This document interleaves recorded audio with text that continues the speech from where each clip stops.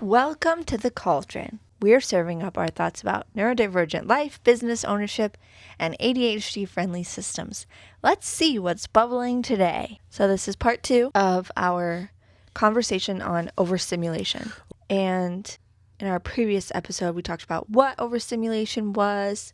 We talked about stimming. We talked about kind of how we deal with overstimulation and what it looks like for us in certain situations. And we kind of ran out of time. So here we are having part 2 of our conversation. Part 2. And I want to talk about what about when you cannot remove yourself from the thing that is overstimulating you? You shut down. So like if it's work that's overstimulating you, or if it is your partner or your kids. Yeah, what do you do? What do you do when you can't escape the situation that is causing you to be overstimulated? I think that this is a really hard question, and I don't think that there is a singular answer. Yeah, I think it boils down to what works for you, but I know what you do. I go to bed. In the worst case scenario, What do? you put headphones on. True, I do put my headphones on. I've seen it phrased as like harm reduction. So what can you do that's going to reduce your level of overstimulation, that's going to keep you sane, relatively sane, while not making you lose your job, while not harming your children, all of those things. So for me, I think, that does look like if the kids are being super loud and they're not listening to me when I say, hey, I'm really overstimulated, I put my noise canceling headphones on and I turn the transparency feature on so that it's not completely dulled, so that if something happens, I can hear them and I know. Or I put in my loop earplugs. They dampen the noise, but they don't kill it completely, so that I can hear if the kids need me for something. It's also helpful that our kids are a little bit older. Oh, sure. So it's not like I'm ignoring a baby. I think you're also, a lot of times it's like, find a new activity. Yeah. Let's stop doing this. But in this case, let's say we can't. And I think you fall to the headphones thing. Yeah.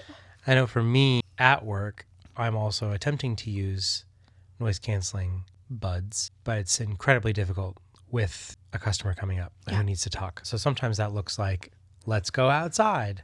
Changing the environment. Yes. And normally we wouldn't do that, or wouldn't go upstairs, got our space and our desk and all that stuff, so we want to be there. But in a case like that where I'm like, this isn't working. Yeah. I literally can't hear you, and even when I can, I'm just waiting for the thing to happen, so it's not working for me. But yeah, change of space. Sorry, Effie. She's so mad at me. I overstimulated her earlier. She told you. She gave me what for. I was brushing her and she was like, I've had enough. And then I kept brushing her and she was like, hey, I've had enough.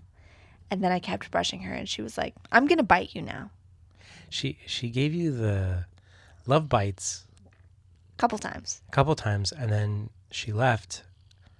And you're like, let's just keep trying. That was on me. That one was on me. I accept full responsibility. I'm very sorry. I hope that you let me snuggle you tonight anyway. She's back. She's fine. She was scolding me. She was? Just now. She was scolding me when I was petting her. Oh. She was like, I don't know. Are you going to try that shit again? I don't see the brush anywhere, but you're sneaky. Yeah. No, she's just constant purr mode, so she's fine. She's fine. Going back to what if it's your partner? What if it's your kids? Something I have to frequently remind myself is that my partner is not trying to overstimulate me necessarily. My children are not trying to overstimulate me necessarily. Why are you adding that? Because sometimes I think you might be pushing my buttons a little bit. And sometimes I think that our youngest might be pushing my buttons a little bit. I'm never trying to overstimulate. You're never trying to you. push my buttons a little bit? No. I think that our youngest tries to push my buttons a little bit sometimes. Well, yeah, that's growing up. Yeah. So, no, not trying to overstimulate me, but that doesn't mean that they can't be the source sometimes of the overstimulation. Okay. Especially when we're all neurodivergent. And if both of our kids have powerful vocal stems and they're both engaging in those vocal stems at the same time, Yeah. they're not trying to overstimulate me, but they are the source of it. They are overstimulating me. Yeah. So how, like, I think a really important thing to think about is how you communicate this without, like, bringing shame into the picture, without bringing blame into the picture, where you can, where, like, how do I say, wow, I'm really overstimulated, without it being like, you are overstimulating, you're too much as a person. Yeah, I think it looks a lot like how they teach you to have a conversation with someone that you're having an issue with or having a problem with. And you use your I statements. Yeah. Or I am in this state of mind. And we've had this conversation so many times. Yeah, they get, like, they understand it now. Yeah. But I think for people who maybe aren't used to advocating for themselves, Oh, sure. who are in a situation where they are very conscious that this is something that could ignite some shame in someone. Something that I heard early on as a parent that stuck with me, and something that I still try to do all the time, is saying, I love you, and I never ever say, I love you, but. I love you, but. Yeah. And Yes. I heard that a lot growing up. I heard I love you, but. I You're love driving you, me but nuts. you are driving me crazy right now. Yeah. And that one little shift, that one word switch, makes such a huge difference Huge. in how it's framed. I love you, and I need a break. I need some quiet. I love you, and I need you to stop talking for a minute. It means something very different. Yes. Yeah. Because it doesn't put a condition on your love. Yep. It's like, hey, I want you to know first that I love you. And if you say 6'7" one more time, I'm going to pull the floorboards up and bury myself underneath them. That went different. Okay. You're supposed to end with a good, though. I was just kidding. No, it's difficult, but that's great, especially with family and friends. I think still using those I statements, because there's going to be people in situations that you are working with folks who do not understand what overstimulated means. True. And how heavy that can feel and overwhelming that is. And you're just trying to survive in that moment. And so it looks like hey, I'm in a space right now where I need fill in the blank. Can you give me X amount of time so I can collect myself? Or let me go on a quick walk so that I can, try to get back together. But if this continues, I am afraid I won't be able to do this, or it might do X, Y, Z. Like, just kind of, you don't have to lay it all out there, but like give them a little peek into it so they can understand, like, hey, I'm not forking around over here. Yeah. Like, this is a big deal, and I'm trying to do my work, but if this continues, I'm not going to be able to. I think that's also like it's such a nuanced thing for, I think, like for women especially, to be in the, like, women in the workplace, where asking for an accommodation, because that you are asking for an accommodation at that point. Yeah. That asking for something like that can lead to the potential of losing your job. So that's like something you have to be really careful with. Gosh, I guess if you're in a space like that, first of all, I'm so sorry. That sucks. Second of all, I would notate everything that's going on. Document everything. Yep. Yeah. And explain that, maybe you have tried this avenue or tried this avenue, and for your mental health and for the workspace environment, you needed to go on this break or this 5-minute walk. Right. Or whatever, I just think like it's something that we don't always think about. It's like a privilege to be able to leave certain situations. Right. It is, and there's a level of privilege involved in, like, well, I don't want to like dive too deep into it, but I think there are a lot of neurodivergent men, especially cis white men in traditional workspaces, who actually are neurodivergent, undiagnosed, but because they have that layer of privilege, those layers of privilege, they can say something like, hey, I'm taking 15, I'm taking a half an hour, or I'm closing my office door. Yeah. And where it's not okay for a woman in the same situation necessarily to say, hey, I'm closing my office door because you're all being so loud and I can't hear myself think. There's like a double standard there. There's a difference in expectation. Question on this. Being adjacent to that group, is there a space where I can check in with someone and ask, do you need some time? or do you need to go on a walk or something like that? Yeah, that's tricky because you also don't want it to come across like you don't think that they can handle I don't. certain things. I think the best, like, an ounce of prevention is worth a pound of cure is my way of thinking of it. And if you can say broadly to the whole group, hey, if you encounter a situation where you need 10 minutes, 5 minutes, whatever, just let me know. Like, I want you all to know that I understand the need to step away, that I understand what it's like to feel overstimulated, that I understand these things, and that I don't expect you to just power through. Okay. But saying that, like, broadly to the whole group so that everyone knows that it's okay rather than singling a single person out. Okay. I think it comes from being empathetic.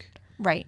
And seeing when you kind of get those like you tells. like recognize when someone is feeling that way or something, yeah. But you also, I think you're aware of your own privilege. Yeah. And you're aware of like what it can look like coming from you as a man. 100%, which is why I want to do something for them, but I also don't want to belittle or do anything like that. So I understand where you're coming from, where it's a broad brush stroke to kind of say, this is the standard we're putting out there. Keep me in the know. Right. Okay. And just letting them know that it's okay to need that. Okay.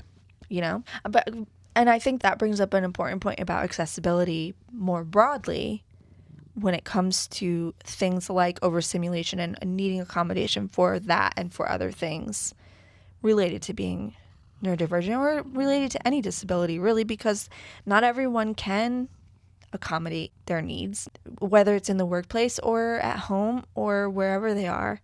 There can be a lot of barriers. There's like, just thinking about financial barriers, like quality noise canceling headphones are expensive. Sensory friendly clothing is expensive. It is. When you add in, for example, a person in a wheelchair needing adaptive sensory friendly clothing, that's a nightmare.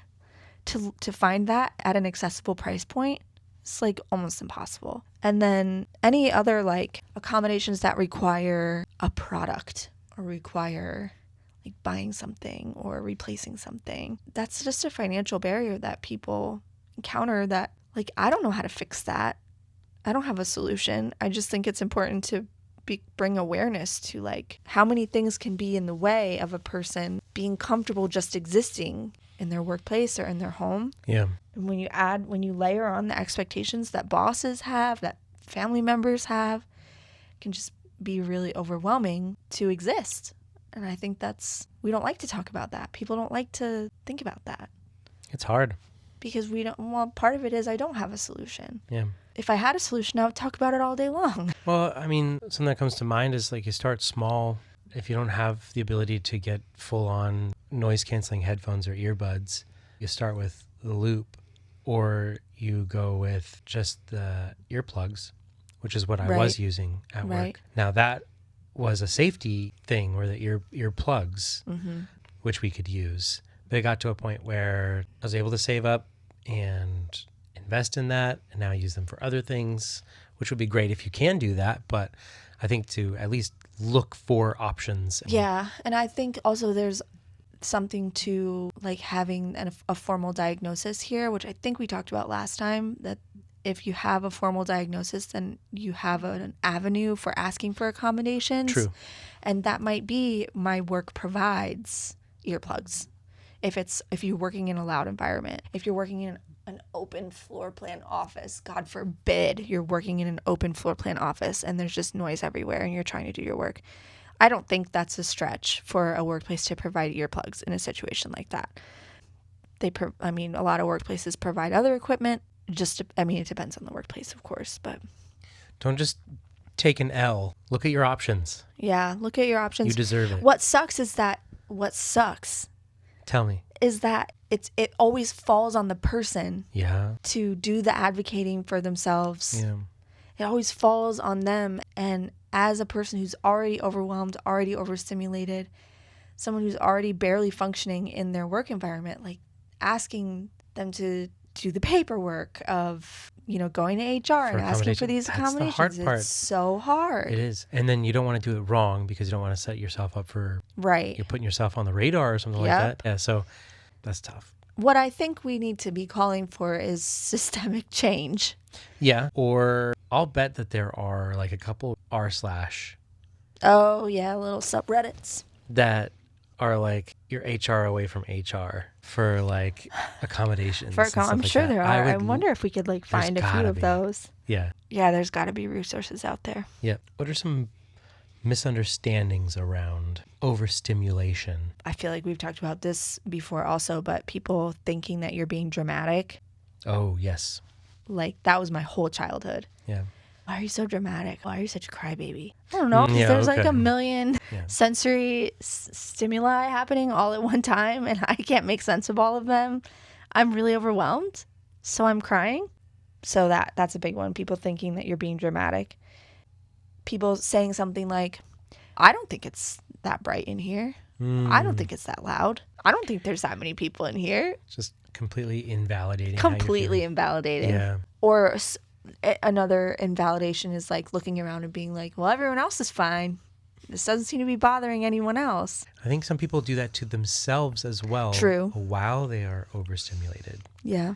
As if that's some sort of coaching that you can give yourself. Oh, everyone else can handle this. Why can't I just handle it? Yeah. You should just handle it. Stop shoulding on yourself. Stop shooting yourself. I think an important thing to remember is that, okay, yes, your desk mate might be perfectly fine in an open floor plan office. His nervous system is not your nervous system. His sensory capacity is not your sensory capacity. Just like you probably wear different size shoes and your eyeglass prescriptions are probably different. These are all things that differentiate us from our fellow persons, and that's okay. We can both exist at the same time. You can both exist at the same time. Sometimes that's weird to think about. And you can not only both exist at the same time, you can both get your needs met at the same time. We talked a little bit last time about like what works and what doesn't work, but I don't think we talked about how you as a person who is not currently overstimulated can help a person who is currently overstimulated. Someone you're close with, not at work. Right. So like situation. your partner or a family member, or if you are close with a coworker, if you can be there like backup. And if you notice the signs, if you recognize the signs of your coworker getting overstimulated, just like you don't seem okay. Are you okay? Yeah. And if they say, yeah, I'm okay. Okay. And Okay. if they say, no, I'm not okay, then you can be like, okay, what can we do? Like, Yeah. Okay. If it's me and you, it depends on the kind of overstimulation you're in, because there's situations where like you don't want to be touched. Yeah. You're touched out. yeah, In which case it's just like, hey, I'll man the fort. You go crawl in a hole. get in your cocoon. Yeah. Otherwise, if it's something else, most of the time it's you want weight or pressure. I can hug you real hard or something. Those would be the other things. For our kiddos, it's a big hug and being in that hug for a long time. Not just the quick, but it's holding it and then feeling you both inhale and exhale at the same Like time. relax into it. Oh my gosh. That's a good feeling. I love that.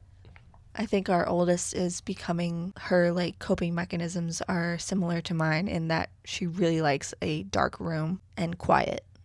Like that has been of late the way that she kind of. I'm just waiting for a sign written in Japanese of some sort. And I'm going to look at it and be like, that's cool. And eventually I'm going to find out that it says fuck off or something like that. I think she already has something I'm like that. just... I think she has a do not disturb sign on her door, and it has some sort of Japanese kanji on it. letters Yeah. on it, and I don't know what it means. Just assuming it says do not disturb. Yep. and- You could say anything. I think one thing that we, as parents of a preteen, have got to internalize is like when she gets overstimulated, when she gets overdone, we cannot take it personally, because I think her threshold for overstimulation is so much lower, especially with like the hormones raging, Having a brother. the Yeah. age that he is. Yeah, that's hard. I think it's hard, period, when someone is overstimulated to not take it personally. Yeah. I can remember a couple times where she's gone into her room and the door is shut, and I'll go in, I'll knock, come in, I'll go in. And it's like, damn, dude, we good?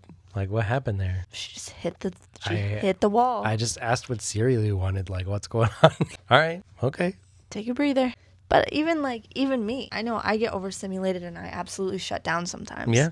Yeah. And it's never like something personal. It is always me trying to like recuperate. It's hard on the other side, not knowing what was the thing, because so often it's like I'm attributing it to something that it wasn't. Right, but remember, that last thing was not the thing that Right. did it. It's like an accumulation of all these things. In the moment, though, I know. I think everybody has felt this. You get caught up in it. Yeah. So is it something where you would want to be asked, okay, something happens, straw, broken camelback, rare a little bit because we're overstimmed. When's a good time to be like, what happened? Or am I leaving it alone? The problem is that I can't always articulate it, especially in the moment. Sure. So if you're asking me right then, or even like a little while I'm still trying to kind of like overstimulate myself. Yeah. Because it'll often, for me, I know it'll often sound like, did I do something? Right. And Because it's confusion. right. I think, I don't know, maybe like we need like a debrief. If you're in the space where you're still figuring it out, even if in that moment you said, I need a moment or something to that nature. Okay, so scenario. Okay. It's a summer day. Can I close my eyes? Sure. Okay, summer day. It's a summer day. You're at work. I am home with the children. Got it. I am trying to work, and the children are home, and they are not really respecting my need for quiet and space when I'm trying to work. It's like July 18th. Yeah, something like that. Yeah. And I have been dealing with this shit all day. You come home and encounter me in a state of overstimulation. Mm-hmm. What do you do? Is it apparent? Yeah. I feel like I'm pretty good at being like, hey, I'm overstimulated. Yeah, you've been better about like telling me, like texting me before I even get there, like, hey, this is what's going on right now. Yeah. So you lay the groundwork and then it's, okay. So I get home, we see that, then it's, do you need to go take a bath? Okay. Or like, have we figured out dinner already? I'll figure out dinner. A lot of times you'll squirrel away upstairs. Yeah. And that's fine. I'll just, like, kids will stay downstairs and I'll do the dinner stuff, or the TV's on.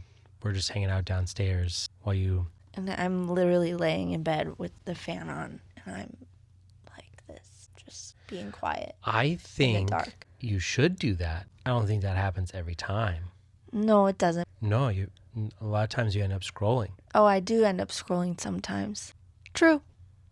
I think that you would come down from the overstimulation easier without the scroll. It's probably true. But you do you. I think I'm also just so desperate for like something else. Heard.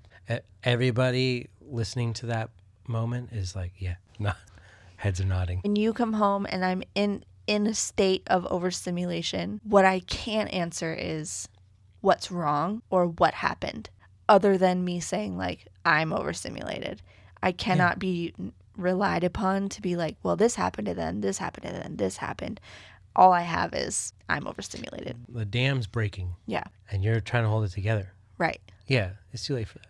So if you were to say something like, I need a moment. I need 20 minutes. It's like that Bluey episode. Yes. I need 20 minutes where no one is talking to me. Yeah. I need 20 minutes where no one needs me and no one is looking at me and no one is saying 6-7. I'm sure we had all manner of really silly things that we said and did as children. Silly. I don't remember any of them, but I'm sure that we had plenty of 6-7s of our own.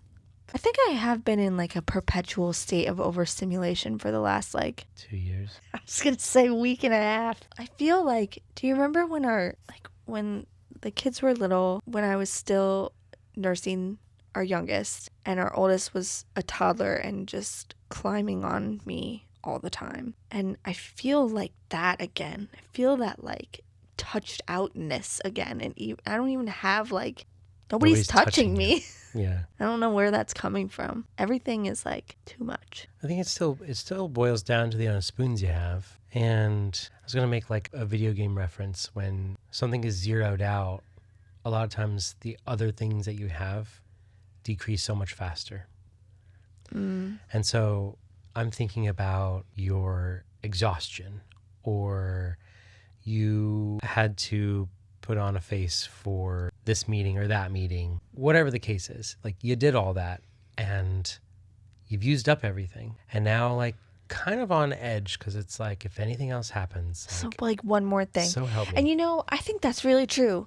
Even when I open up Instagram, because I've been having a lot of fun with Instagram. Yeah. Like, even opening up Instagram, sometimes I find myself, like, opening it and being like, if I have a comment, I'm going to freak out. Even if it's, like, a positive comment. If I have a comment that I have to respond to, I'm going to flip out. I can't handle a comment right now. Yeah. It's, like, too much input. Yeah. This is maybe just a me thing, but I also have this sensory craving, and the longer that sensory craving goes unfulfilled, the more frustrated I get. No, I think that's universal. I really need a day at the beach. I really need to be in the sun, and I really need to be in the water. Mm-hmm. And the longer I go not having a day at the beach, I'm like, Sounds a little like addiction. I love the beach. I love the beach. The beach is everything to me. That's not addiction. Okay. I love everything about the beach. You're not beating the allegations. It's not addiction. I love everything about it. Okay? I love driving to the beach. Okay. I love parking in that parking lot that we park in. Yeah. I love paying the man that comes out of the little house This is a problem. at the parking lot. Yeah. $20. I love giving him... You can be here till... You can be here till midnight. Don't park overnight. Don't park overnight. We'll get you in trouble. If you leave, you can't come back. You'll pay. Put this You in have your to pay window. again. Put it in your window. Or he'll put it in the window for us. And I'm like, hell yeah, beach man. I love it when they are looking at your beach tags when you go down to the beach. And you're like, here's my beach tag. Here it is. I'm good to go. I love finding my spot on the beach. And I love it when it's right in between, like right in front of drivers. That's the best spot on the beach. It's so practical. And I love setting up my little camp. I love laying there all day. You love getting burnt. I love getting burnt. I love going in the water for a second and then coming back out of the water and laying down some more. I love taking a nap on the beach. And you know what? I love packing up my stuff. I love walking back to the car. I love shaking the sand out, but you're still a little bit sandy when you get in the car.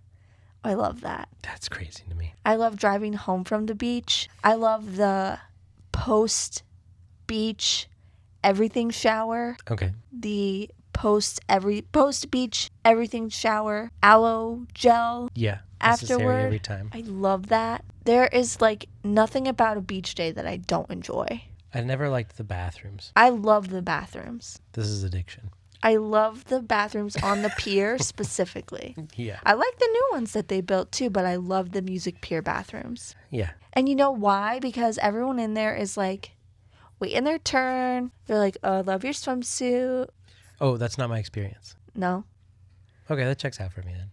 Nobody's rushing each other. If someone comes in with the kid, everyone's like, go ahead, you go ahead. Okay, I mean, I don't know if it's a difference between just like women's bathroom, men's bathroom, but like it's not what's happening on the other side. I'm lucky if I can get out of there without getting peed on. Okay. I like the Music Pier bathrooms and I like the Wonderland Pier bathrooms. Those are the best bathrooms. You heard it here first. It's not a hot take. I feel like those are everyone's favorite bathrooms. No, just in case anybody is traveling and needs a Bathroom recommendation? beach day, that's what it sounds like. There is something about that specific day that I am Pliables getting a pliable and on the boardwalk. seeing my pizza guy while I'm going to get a pliable and he asked me how the kids are. I'm like, they're so good. Thank you so much for remembering me. Yeah. You see thousands of people a day in this job. A day. Tourism, all that stuff too. And he remembers me because I go there so often during the summer. Mm-hmm. And last year I was like, hey, I noticed that you took a tomato pie off your menu. He was like, I can still make you a tomato pie. And I was like, thank you. Tears immediately. Thank you so much. But and you know what else it is? It's the familiarity.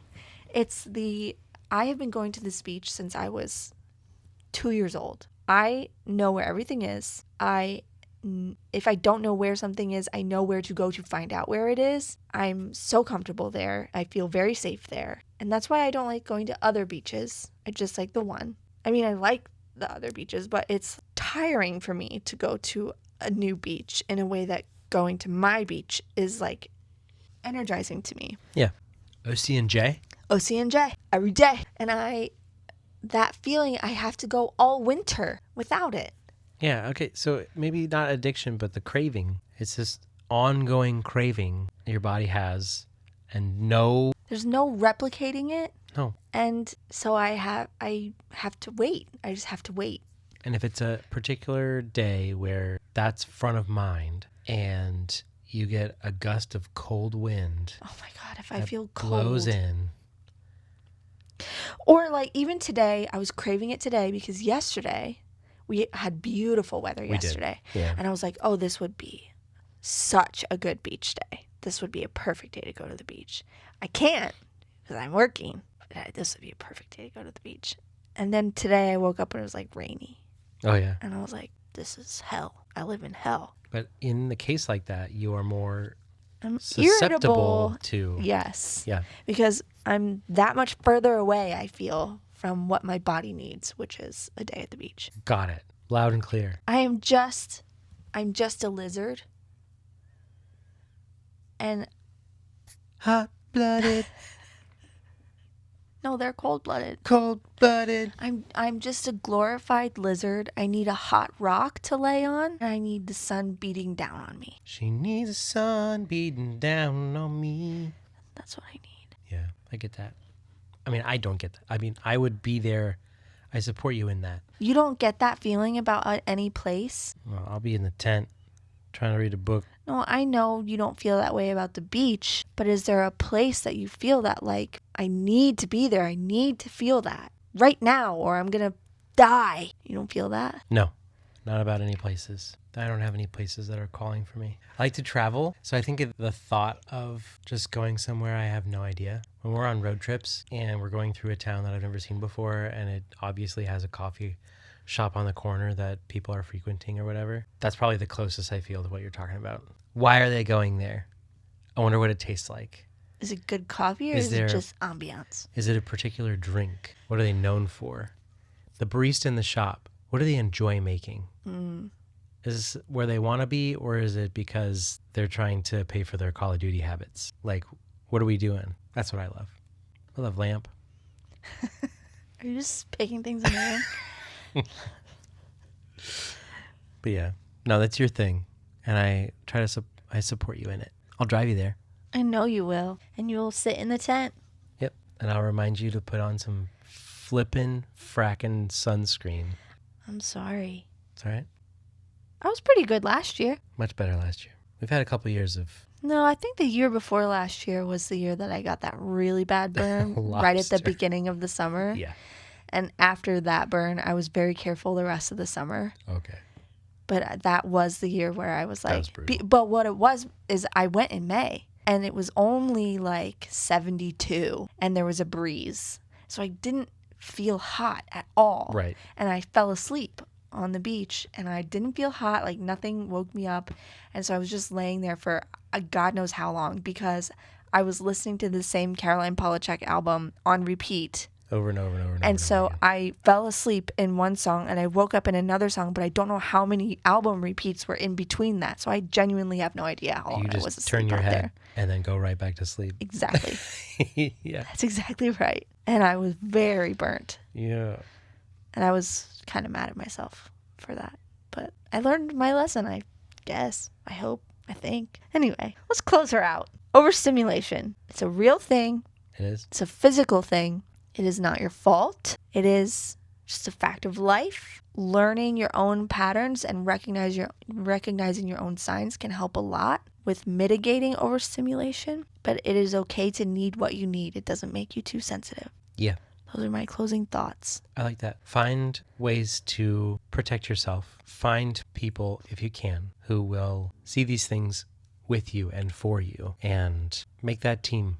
I think that's, for those who can do that, it's so important. It's a really cool thing because sometimes you might not recognize it in yourself. And someone else comes along and reminds you like, hey, You're showing some signs. it's been a little wacky today. Why don't you take a walk? But yeah, as hard as it is, be your own advocate. And I know that you have at least 2 people here who are supporting you It's us. to do that. We're the people. We're the people. And also, go to the beach. Go to the beach. Everyone needs to go to the beach. Is it beach or shore? I said beach. The first time I ever talked about it, I was like, yeah, I haven't been to the beach yet. And everybody made fun of me. I said, we don't say beach here. If you're going to the sand, it's the shore. Yeah, you're going down the shore if you live here. I know that the bulk of our listenership is not from here. Oh, so beach makes more sense. Beach makes more sense. Right. If you're in Jersey, go to the shore. If you're in New Jersey, go down the shore. It's going to heal ya. It's going to heal ya, hon. And watch out for those jug handles. If you live here, you don't have to watch out for them. You just know what to do. I don't know. They catch me sometimes. We don't have that many down here. We don't have as many, I feel. No. If you want to take a right turn, you got to take a right turn. You got to take a right turn before you take a right turn. What did you think you were going to do? Take a right turn? Without taking a right turn? Get out of here. Get out of here. Forget about it. Forget about it. And now you got to do a U-turn so you could take a left turn? What a U-turn. It'll make a me turn. Me? No, get out of here. Get out of here. Forget about it. This has been... Episode 13 of The Cauldron. Wow. Thank you so much for being here and for listening. May all your dreams come true. You can find us on Instagram at The Cauldron Pod. You can find us on our website at thecauldronpod.com. Thank you. You're doing great. We'll hear you next week. Yeah, you will. You're doing great. You're doing great. You're doing great, You're hon. doing great, hon. You're doing great, hon. You're doing great.